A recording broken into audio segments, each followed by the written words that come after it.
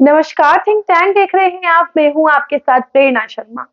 दोस्तों, अरविंद केजरीवाल भारतीय राजनीति में आज से 7-8 साल पहले एक क्रांति लेके आए। अरविंद केजरीवाल जी ने आरटीआई को लेकर लोगों को जागरूक किया। आरटीआई को लेकर अरविंद केजरीवाल ने लोगों को इस तरीके से जागरूक किया कि आज प्रत्येक व्यक्ति अपने हक के लिए, अपनी जानकारी के लिए राइट टू इंफॉर्मेशन का इस्तेमाल करता है। लेकिन शायद अरविंद केजरीवाल जी ये नहीं जानते होंगे कि यही आरटीआई अरविंद केजरीवाल जी के गले की हड्डी बन जाएगी। आज आए दिन आरटीआई डाली जाती है और आरटीआई में अरविंद केजरीवाल जी को लेकर बड़े-बड़े खुलासे होते हैं।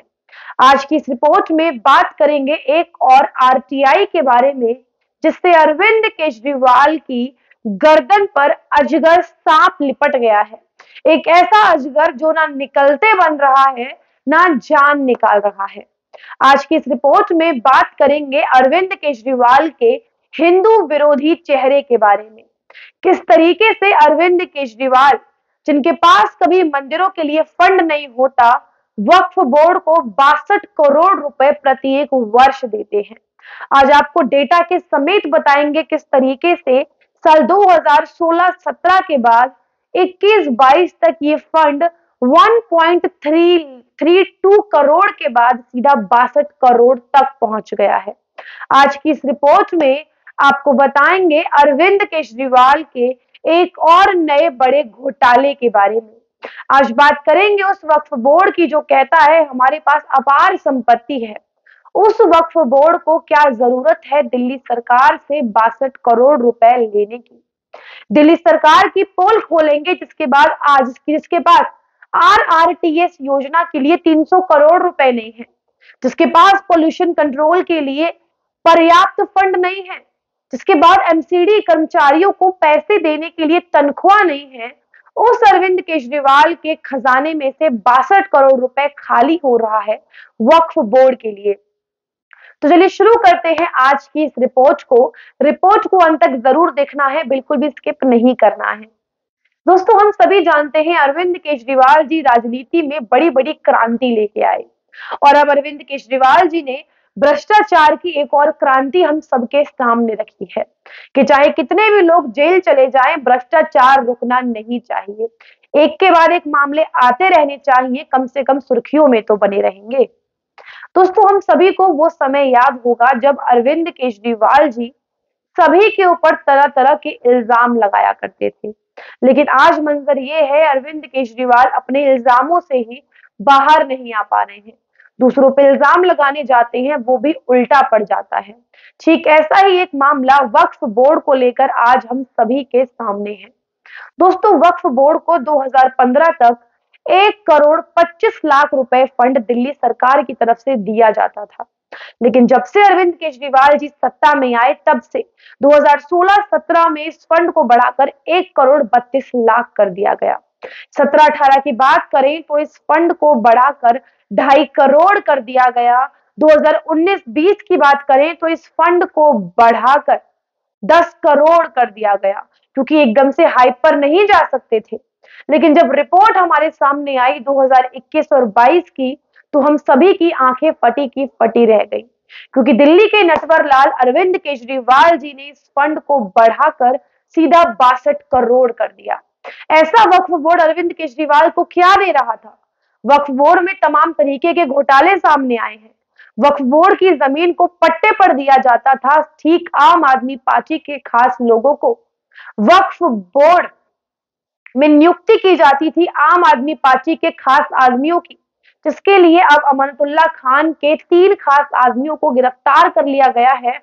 अमानतुल्लाह खान भी अब जेल में जाने वाले हैं, और यदि अमानतुल्लाह खान जेल जाते हैं तो अरविंद केजरीवाल को जेल जाने से कोई नहीं रोक सकता, क्योंकि अरविंद केजरीवाल जी ने जिस तरीके के कृत्य किए हैं, जिस तरीके की हरकतें करी हैं, उनका हास्य केवल जेल ही है। अरविंद केजरीवाल जी की राजनीति कुछ अलग ही लेवल पर जा चुकी है। वो अरविंद केजरीवाल जी जो कभी मंदिरों के लिए 1 रुपया फंड नहीं देते, दिल्ली में कभी बजरंगबली के मंदिर को तोड़ा जाता है तो कभी किसी मंदिर को डिमोलिश किया जाता है। वही दिल्ली वाले अरविंद केजरीवाल वक्फ बोर्ड को मस्जिदों के लालन पालन के लिए 62 करोड़ रुपए फंड में देते हैं, जिनके पास आरआरटीएस के लिए कोई पैसा नहीं है, जिनके पास दिल्ली की जनता के लिए अच्छे कार्य करने के लिए कोई पैसा नहीं है, वो अरविंद केजरीवाल मौसमी हिंदू बन जाते हैं। जब चुनाव आते हैं तो हनुमान चालीसा पढ़ते हैं, सुंदरकांड का पाठ करवाते हैं। वो अरविंद केजरीवाल आज बुरी तरीके से फंसते नजर आ रहे हैं, क्योंकि ना ये अच्छे से मुसलमान बन पा रहे हैं, ना ये अच्छे से हिंदू रह पा रहे हैं, ये बीच में फंस गए हैं। और अरविंद केजरीवाल के इस घोटाले की अब जांच जो है वो जल्द ही ईडी और सीबीआई के हाथों में आ चुकी है, और अब जल्द ही तमाम तरीके के सबूत सामने आने वाले हैं अरविंद केजरीवाल के खिलाफ। जैसे ही अमनतुल्लाह खान जेल में जाएंगे, वैसे ही अरविंद केजरीवाल का नंबर जरूर आने वाला है। शराब घोटाले में अरविंद केजरीवाल ऑलरेडी फंस चुके हैं। इनकी पार्टी का क्या हाल है आप सभी देख रहे हैं। सत्येंद्र जैन, संजय सिंह, मनीष सिसोदिया, और अब ऐसा ही क्लासरूम घोटाले में एक बहुत बड़ा टर्न एंड ट्विस्ट आने वाला है। जिस तरीके से व्हाइट बोर्ड, मार्कर, डेस्क और डस्टर के लिए 5 गुना दाम बढ़ाकर इन्होंने बड़े बड़े घोटाले किए हैं, तो बहुत जल्द ही क्लासरूम घोटाले में मनीष सिसोदिया पर एक और बार शिकंजा कसने वाला है, जिसमें दोबारा से अरविंद केजरीवाल नपने वाले हैं। और ये जितना भी 62 करोड़ का फंड वक्फ बोर्ड के लिए जारी किया दिल्ली सरकार ने, ये बहुत बड़ा सवाल आज पूरी जनता के आगे है कि इस पैसे के साथ क्या किया गया। क्या अरविंद केजरीवाल को कमीशन मिलती थी? अरविंद केजरीवाल को सीधा जेब में पैसे मिलते थे? ये तमाम तरीके के सवाल हैं, क्योंकि जिस तरीके से दिल्ली में शराब घोटाले को अंजाम दिया गया, न्यू एक्साइज पॉलिसी बनाई गई पुरानी को खत्म करके, ये सारी चीजें दिल्ली सरकार ने खुद को फायदा पहुंचाने के लिए करी हैं। जिस तरीके से जो प्रोड्यूसर था वही होलसेलर भी बन गया, मार्जिन के दाम 5 गुना बढ़ाकर अपनी जेब में पैसे भरे, ये सारी चीजें दिल्ली में हुई हैं।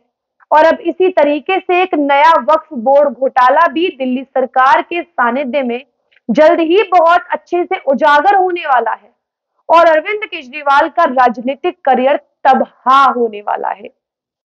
इस खबर पे आप अपनी क्या राय रखते हैं, हमें कमेंट करके अवश्य बताइएगा। रिपोर्ट अच्छी लगी हो, पसंद आई हो तो कमेंट करें, शेयर करें, और हमारे चैनल थिंक टैंक को सब्सक्राइब करना बिल्कुल भी ना भूलें। अरविंद केजरीवाल के इन काले कांडों पर आप अपनी क्या राय रखते हैं, ये भी आप हमें लिखकर बता सकते हैं। हम आपकी बात का जवाब अवश्य देंगे।